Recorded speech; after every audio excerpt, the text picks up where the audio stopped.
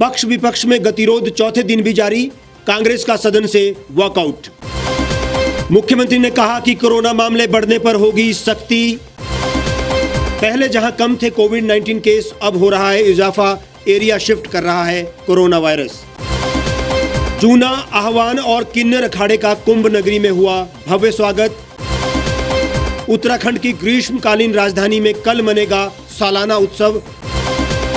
और दिल्ली, यूपी और बिहार समेत देश के कई हिस्सों में सता रही है गर्मी, कुछ राज्यों में हो सकती है बारिश, बर्फबारी। नमस्कार, स्वागत है आपका the Reap Times news channel में। मैं हूं आपके साथ हेमराज चौहान। प्रदेश विधानसभा बजट सत्र के चौथे दिन की शुरुआत भी हंगामे के साथ हुई। विपक्षी कांग्रेस विधायक जगत सिंह नेगी की तरफ से पॉइंट ऑफ ऑर्डर के तहत सदन में विधायकों के निलंबन को रद्द करने का प्रस्ताव लाया गया। इस दौरान कांग्रेस विधायकों के खिलाफ हुई कार्रवाई को एक तरफा करार दिया गया। इस पर विधानसभा अध्यक्ष ने कहा कि वो व्यवस्था देंगे, लेकिन प्रश्नकाल के बाद। विपक्षी नहीं माने और सदन के अंदर नारेबाजी शुरू करते हुए सदन से वॉकआउट कर दिया। सरकारी गुंडे नहीं चलेंगे, इस शासन को रद्द करना पड़ेगा, इस शासन को रद्द करना पड़ेगा, सरकारी गुंडागर्दी नहीं चलेगी, सरकारी गुंडागर्दी नहीं चलेगी, सरकारी गुंडागर्दी खत्म करो, बंद करो। जयराम सरकार होश में आओ, होश में आओ, होश में आओ। जयराम सरकार होश में आओ, होश में आओ, होश में आओ। कांग्रेस विधायक जगत सिंह नेगी ने सदन में पॉइंट ऑफ ऑर्डर पर चर्चा मांगी थी, लेकिन चर्चा की अनुमति नहीं मिली। इसके बाद वॉकआउट किया गया। उन्होंने कहा कि इस सारे प्रकरण में सरकार की गलती है। मुख्यमंत्री राज्यपाल को धरने के बीच में लेकर आए, जिसके बाद ये सब हुआ। उसके बाद सरकार ने बहुत कम समय में सदन बुला लिया, जिसमें विपक्ष का पहुंचना संभव नहीं हुआ। नेगी ने कहा कि ये सारा प्रकरण सुरक्षा में चूक और सरकार की सूझबूझ की कमी के कारण हुआ है। 26 फरवरी के दिन जब इस वर्तमान स्तर का पहला दिन था और गवर्नर का जो एड्रेस था उस दिन हाउस जो है एडजॉर्न 11:16 के आसपास हुई और वो जो है अगले सोमवार तक के लिए एडजॉर्न किया गया। 12:46 पर कुछ सदस्यों को SMS के माध्यम से सूचना मिली कि जो है सदन को जो है दोबारा रिकॉल किया गया है और 12:50 पर सदन जो है फिर से चलना है। 4 मिनट के अल्प समय में क्या सदन को बुलाया जा सकता है? क्या हमारे पास पंख लगे हुए हैं? क्या हम जो उड़कर जो है सदन में पहुँचे? तो इस किस्म की जो घटना है, सदन को बिल्कुल कम समय में, वो भी अल्प समय में बुलाना जो है पूरे किसी भी प्रजातंत्र में, किसी भी पार्लियामेंट में, किसी भी असेंबली में नहीं हुआ। और ये जो सदन को रिकॉल किया जाता है वो बड़े इमरजेंट कोई सिचुएशन हो उसमें बुलाया जाता है। कोई ऐसे इमरजेंट सिचुएशन नहीं थी और इन्होंने जो है सदन को बुलाया और उसमें इन्होंने जो है विपक्ष के बगैर, विपक्ष को बिना सुने हमें जो है हमारे 5 सदस्यों को जो है उस बैठक में जो है इनको निष्कासित किया। ये जो है बिल्कुल गैर कानूनन था। माननीय अध्यक्ष से जो है ये पॉइंट ऑफ ऑर्डर पे जो है व्यवस्था की मांग कर रहे हैं और अभी हमें व्यवस्था दी नहीं गई है, तो इसलिए जो है हम सब दोबारा जो है वॉकआउट कर रहे हैं और हमारे जो निलंबित साथी हैं उनका जो निलंबन हुआ है वो नियमों के तहत नहीं हुआ है, नियमों को ताक के रखा गया है, एक तरफा कार्रवाई हुई है और इस निलंबन जो है गैर कानूनन है, इसलिए हम जो है वॉकआउट कर रहे हैं। राज्यपाल से माफ़ी माननीय मुख्यमंत्री हिमाचल प्रदेश जयराम जी को मांगना चाहिए। जो गलती उनसे हुई, जो नाकामी उनकी थी, जो लापरवाही उनसे हुई, गवर्नर को जो झेलना पड़ा, वो सारे का सारा जो जिम्मेवारी है माननीय मुख्यमंत्री के ऊपर जाता है। उस पर पर्दा डालने के लिए कहते हैं गवर्नर से माफ़ी मांगे। मुख्यमंत्री ने चुपचाप जाके अंदर माफ़ी मांगी है क्योंकि उनकी गलती थी, क्योंकि उनके छत्र छाया में वो गमलों की तरफ से उनको लेके जा रहे थे। कोई दिमाग उनका अगर सही होता तो ऐसी हरकत उनको नहीं करनी चाहिए। वो हम प्रदर्शन कर रहे थे, हमारे बीच में वो जो है गवर्नर को घुसा कर लाए। बिल्कुल 100% सिक्योरिटी लैप्स भी रहा और दिमागी लैप्स भी रहा। उन्होंने कहा कि राज्यपाल को भी सदन को आगे बढ़ाने और गतिरोध रोकने के लिए आगे आना चाहिए और विपक्ष से बातचीत कर हल निकाला जाना चाहिए। गवर्नर भी संविधान पद पर है अगर उनको प्रदेश हित में कोई बात करनी है, उनको विधायकों से भी बात करनी चाहिए। गवर्नर कोई भगवान नहीं है, वो भी हमारे तरह एक संविधान के जो है पद पर बैठे हैं, उनको भी हिमाचल का हित देखना है, विधायकों का हित भी देखना है, तो उनको भी जो है ये डेडलॉक तोड़ना चाहिए। वो भी हमें आमंत्रित कर सकते हैं, बातचीत के लिए बुला सकते हैं, वहाँ हम अपनी बात रखेंगे और बात जो ठीक लगेगी तो उस समय हम आगे भी बढ़ सकते हैं। इस मामले पर मुख्यमंत्री जयराम ठाकुर ने कहा कि कांग्रेस की मंशा ही नहीं थी कि वो विधानसभा की कार्यवाही में भाग ले। उन्हें नियमों के मुताबिक समन किया गया था, लेकिन वो जानबूझकर नहीं आए। ऐसे में जो भी कार्रवाई विधानसभा अध्यक्ष की ओर से की गई वो नियमानुसार है। आज विधानसभा के अंदर कांग्रेस पार्टी के एक माननीय सदस्य ने एक प्रश्न उठाया था व्यवस्था से संबंधित स्पीकर के समक्ष। उस संबंध में स्पीकर साहब ने अपनी व्यवस्था देनी है, वो उनका अधिकार क्षेत्र का विषय है, लेकिन हम उसको महसूस करते हैं कि जो भी निर्णय स्पीकर महोदय ने किया है, विधानसभा के सम्मानीय अध्यक्ष जी ने किया है, वो नियमों के अनुरूप है। सभी सदस्यों को विधानसभा के, ये विधानसभा हमारी है और उसमें जब भी हाउस समन किया जाता है तब भी संदेश जाता है, मैसेज आता है, मेल जाता है, मैसेज आता है, तो वो मैसेज उनको गया है। इसी कैंपस के अंदर उनकी मीटिंग चल रही थी। विधानसभा की सीधी कार्यवाही उनके कक्ष तक भी होती है, विपक्ष के कमरे में भी होती है। अगर वो मैसेज जो है वो 4 मिनट पहले मिला तो भी वो 1 मिनट के अंदर विधानसभा के अंदर आकर के कार्यवाही में हिस्सा ले सकते थे, लेकिन मंशा ही नहीं थी। विधानसभा की कार्यवाही लगभग 1 घंटा तक चली है दोबारा हाउस को समन करने के बाद। इसलिए जो भी कार्यवाही की गई है विधानसभा के सम्मानीय अध्यक्ष द्वारा, वो नियमों के अनुरूप है, नियमों के अनुसार है। वहीं हिमाचल प्रदेश विधानसभा के बजट सत्र से निलंबित कांग्रेस विधायकों का धरना बुधवार को भी जारी रहा। कांग्रेस विधायकों ने उन्हें बहाल करने की मांग की है।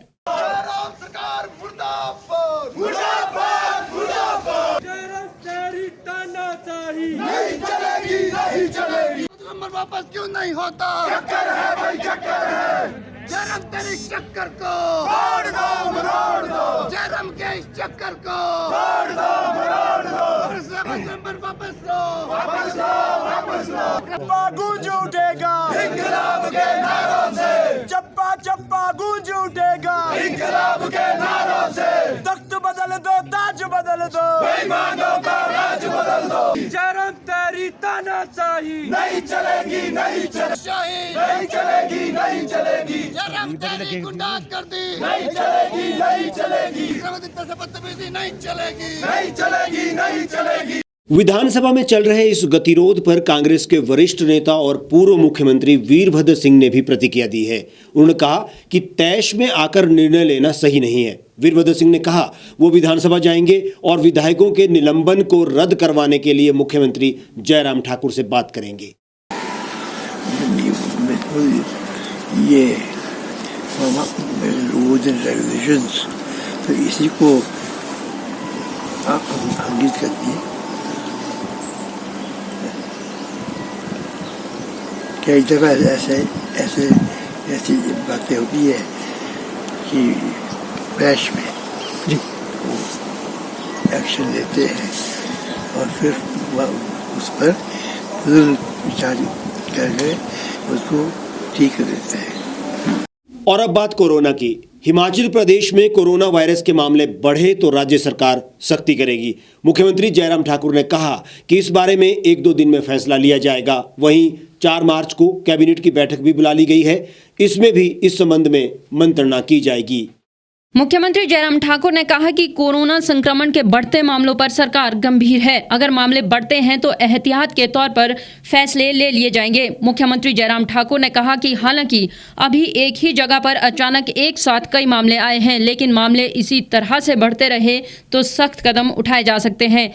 हिमाचल प्रदेश में कोरोना के मामलों का बढ़ना चिंता का विषय है। उन्होंने लोगों से अपील की है कि वे एहतियात बरतें। वैसे तो ये घटना एक जगह घटित हुई है, उसमें एक बहुत बड़ा नंबर निकल करके आया है और उसके कारण एकदम ही, अदरवाइज पूरे स्टेट का अगर हम देखें तो नंबर एवरेज लगभग वही है जो पिछले काफ़ी अरसे से चल रहा था। लेकिन एक जगह ऑल ऑफ ए सडन जो मोनेस्ट्री में जो नर्सिंग का उनका एक इंस्टीट्यूट है उसमें ये नंबर एकदम आया है। हमने वहाँ पर कॉन्टैक्ट ट्रेसिंग के लिए कहा था। कॉन्टैक्ट ट्रेसिंग के बाद जब टेस्टिंग हुई है उसमें वो नंबर निकला है। मैं यही कहना चाहूँगा कि हम 1-2 दिन इंतज़ार करेंगे। अगर उसके बाद फिर अगर ये नंबर इसी तरह से बढ़ता रहा, तेज़ी से बढ़ता रहा, तो निश्चित रूप से और एहतियात और सख्त कदम उठाने की जहाँ जरूरत होगी विचार करेंगे। कोरोना वायरस का एरिया शिफ्ट हो रहा है। जहां पहले ज़्यादा एक्सपोजर हुआ है वहां कम मामले आ रहे हैं और जहां कम एक्सपोजर हुआ था वहां अब मामले बढ़ रहे हैं। उदाहरण के तौर पर ऐसे कई क्षेत्र हैं जहां कभी मामले ज़्यादा थे, अब उनमें ना के बराबर मामले आ रहे हैं, जबकि कुछ ऐसे क्षेत्र जहां एक्सपोजर कम हुआ वहां अब मामले बढ़ चुके हैं। मुंबई में भी कुछ ऐसा ही हाल है। जिन वार्ड्स में अभी मामले सामने आ रहे हैं वहां पहले एक्सपोजर कम हुआ था। ऐसे में अभी एरिया स्पेसिफिक टेस्टिंग पर जोर दिया जा रहा है। ये जानकारी केंद्रीय स्वास्थ्य मंत्रालय से जुड़े सूत्रों ने दी है। यानी केवल 1,68,000 ही एक्टिव मामले देश में कोविड के रह गए हैं। केस पॉजिटिविटी ओवरऑल अगर देखें तो 5.11 है। आप लोगों को स्मरण होगा, हम आपको बताते रहे हैं, WHO ने कहा है कि यदि आप 140 टेस्ट प्रति मिलियन आबादी के प्रतिदिन करते हैं और आपकी पॉजिटिविटी यदि 5% या उससे नीचे रहती है तो इसका अर्थ है कि पेंडेमिक नियंत्रण में है। तो हम उस सीमा के बहुत नज़दीक हैं, 5.11% ओवरऑल केस पॉजिटिविटी।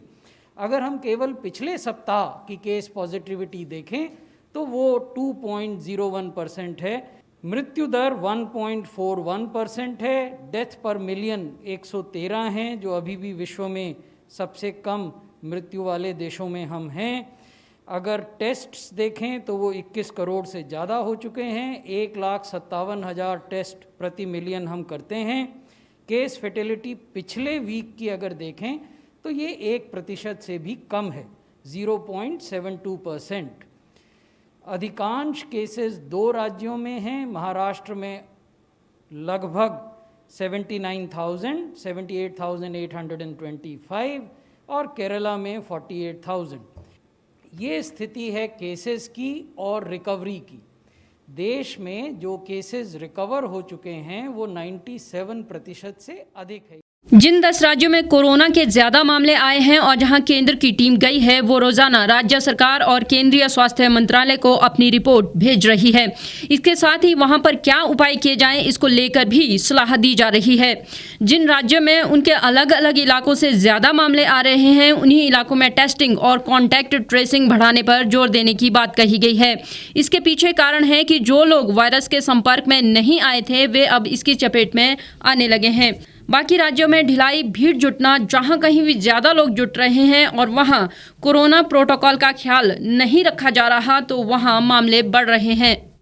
देश में जो इन्फेक्शन का स्प्रेड है, जो कि प्रतिदिन होने वाले नए केसेस की संख्या में परिलक्षित होता है, उसमें क्या बदलाव आए हैं। जून 2020 से लेकर 2 मार्च 2021 तक की स्थिति तो आप देखेंगे कि मिड सितंबर में प्रतिदिन हम 92,000 से ज़्यादा नए केस देश में रिपोर्ट करते थे कोविड के। फिर वो लगातार घटते गए और नवंबर में ऐसी स्थिति आई कि हम 92,000 से घटकर 50,000 नए केस प्रतिदिन रिपोर्ट कर रहे थे। फिर लगातार गिरावट जारी रही और दिसंबर के अंत में हम 18,700 से अधिक केसेस प्रतिदिन नए केस रिपोर्ट कर रहे थे देश में। ये और घटे और फरवरी के प्रारंभ में केवल 8,600 रह गए थे प्रतिदिन नए केसेस जो रिपोर्ट होते थे। अगर पिछले 2 सप्ताहों की स्थिति को आप देखें तो कौन से ऐसे राज्य हैं जहां प्रतिदिन औसत नए केसेस की संख्या 200 से अधिक है। छत्तीसगढ़ में औसत नए केस प्रतिदिन पिछले 2 सप्ताह की औसत के आधार पर 248 नए केस आते हैं। मध्य प्रदेश में 297, गुजरात में 338, कर्नाटक में 422, पंजाब में 434, तमिलनाडु में 460, केरला में 3800 और महाराष्ट्र में 6400। अब मैं आपको राज्यों के बारे में, जिन राज्यों की हमने जिक्र किया, उनके ग्राफ दिखाना चाहूँगा।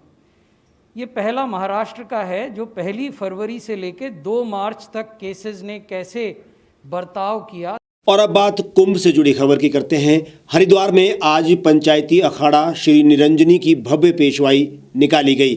मुख्यमंत्री त्रिवेंद्र सिंह रावत भी इस दौरान हरिद्वार में मौजूद रहे। उन्होंने संतों से मुलाकात भी की। एक हेलीकॉप्टर और 2 ग्लाइडर से संत और महंतों पर फूलों की बारिश हुई। ऊंट, हाथी, चांदी के सिंहासन और रथ पेशवाई के मुख्य आकर्षण रहे। पेशवाई में देवभूमि की संस्कृति की झलक दिख रही है और कोविड से बचाव का संदेश भी दिया जा रहा है। श्री पंचदश नाम जूना अखाड़ा और आह्वान अखाड़ा के रमता पंच मंगलवार को ही कुंभ नगरी पहुंच गए। नगर प्रवेश के दौरान शहरवासियों ने छतों से हर हर महादेव के जय घोष के साथ पुष्प वर्षा कर रमता पंचों का भव्य स्वागत किया। संतों, व्यापारियों, धार्मिक संगठनों और जनप्रतिनिधियों ने फूल माला पहनाकर संतों का आशीर्वाद लिया। मेलाधिकारी, जिलाधिकारी, एसएसपी कुंभ और एसएसपी ने चंडीघाट चौक पर जमात की अगवानी की। कांगड़ी स्थित प्रेमगिरी आश्रम में श्री पंच दशनाम जूना अखाड़ा, श्री पंच अग्नि अखाड़ा और किन्नर अखाड़ा के रमता पंचों और नागा साधुओं ने इष्ट देव दत्तात्रेय भगवान की विधिवत रूप से पूजा अर्चना की। स्थानीय लोगों और व्यापारियों ने सबसे पहले जूना अखाड़ा घाट स्थित दुख हरण हनुमान मंदिर पर पुष्प वर्षा और माल्यार्पण कर रमता पंचों का जोरदार स्वागत किया। ललतारो पुल पर पहुंचने के बाद रमता पंचों के दर्शन को लेकर सड़कों और छतों पर व्यापारियों और आम लोगों की भीड़ उमड़ पड़ी। स्थानीय लोगों ने रमता पंचों और श्री महंतों का भव्य स्वागत किया। गैरसैंण को उत्तराखंड की ग्रीष्मकालीन राजधानी घोषित किए कल 1 साल पूरा हो जाएगा। इस मौके पर उत्तराखंड सरकार की ओर से भव्य कार्यक्रम आयोजित किया जा रहा है। गैरसैंण यानी भराड़ीसैंण 4 मार्च 2020 को प्रदेश सरकार द्वारा ग्रीष्मकालीन राजधानी घोषित की गई थी। इस प्रथम वर्षगांठ के अवसर पर 4 मार्च को विधानसभा परिसर में सांस्कृतिक कार्यक्रम एवं संध्या के समय 1101 दीप प्रज्वलित भी किए जा रहे हैं।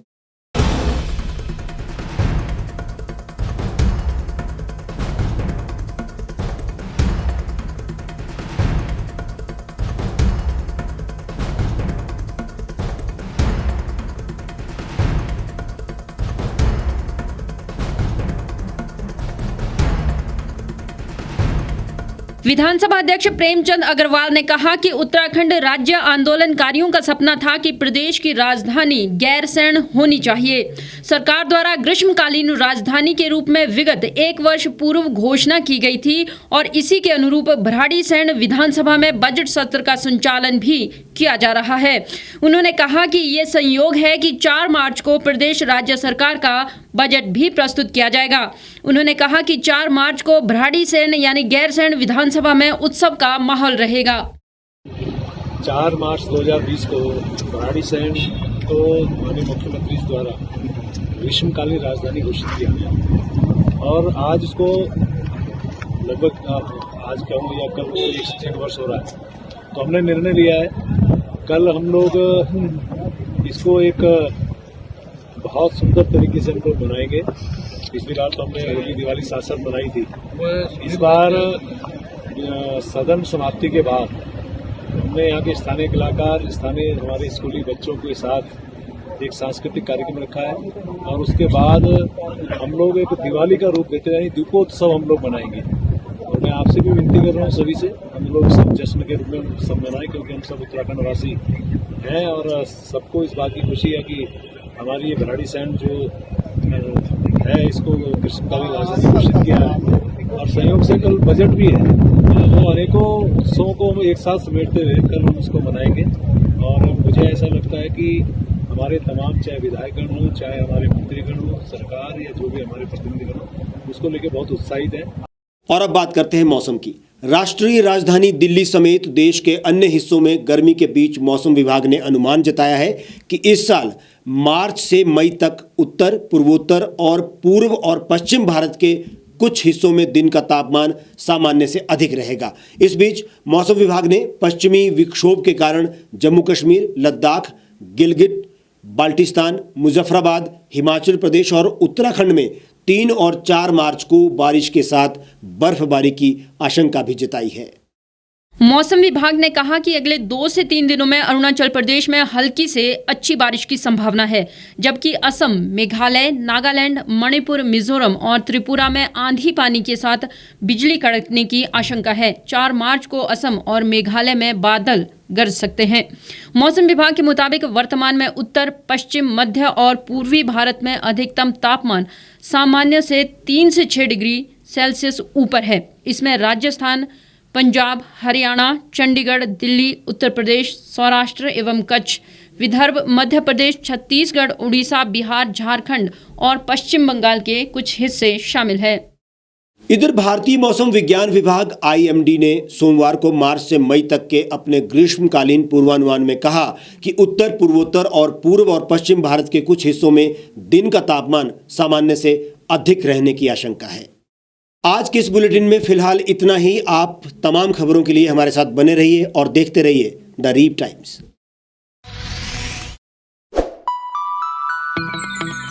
खबरों में बने रहने के लिए सब्सक्राइब करें द रीव टाइम्स, लाइक और शेयर करना ना भूलें। एक छत के नीचे सुविधाओं का अब उठाएं लाभ। रीव ई मार्ट में अब पाएं अपनी रसोई के लिए गुणवत्ता और सस्ते दामों पर राशन सामग्री। दालें हो या हो मसाले, आपका किचन ई मार्ट संभाले। उच्च गुणवत्ता और दामों में बेहतरीन रीव ई मार्ट में पधारें और पाएं अपनी पसंद के सभी उत्पाद, या फिर करें ऑनलाइन ऑर्डर और पाएं घर द्वार पर ही सुविधा। आज ही संपर्क करें फोन नंबर 8219694079 पर, बाईपास रोड, शनान, संजौली, शिमला। गांव की चौपालों से लेकर संसद के गलियारों तक, गृहिणी के चूल्हे से लेकर निवेश और बाजारों तक, किसानों के हाल से लेकर खेत और खलिहानों तक, शिक्षा और स्वास्थ्य से लेकर खेल के मैदानों तक, संसद के प्रधान से लेकर पंचायत के पंच तक, सेंट्रल हॉल से लेकर ग्राम सभा के मंच तक, हर खबर पर रहेगी हमारी पैनी नजर।